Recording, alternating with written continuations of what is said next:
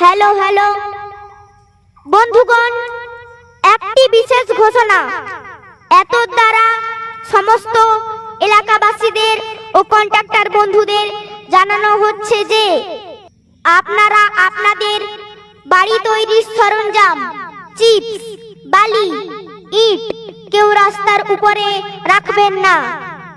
ওই সমস্ত জিনিস রাস্তার উপরে রাখার জন্য মানুষ চলাচলের খুব অসুবিধা হচ্ছে।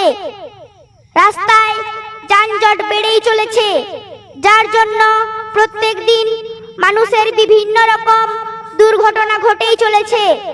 তাই আপনাদের নিকট বিনীত অনুরোধ, আপনারা কেউ রাস্তার উপর মালপত্র রাখবেন না, বা যদি কেউ রেখেও থাকেন তাহলে তা সময় মতো সরিয়ে নিন।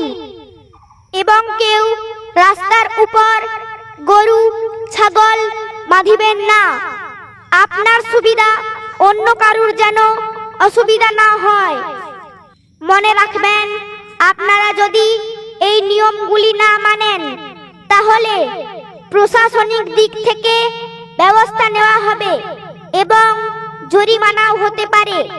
তাই আশা করব আপনারা এই নিয়মগুলি মেনে চলবেন। ধন্যবাদ।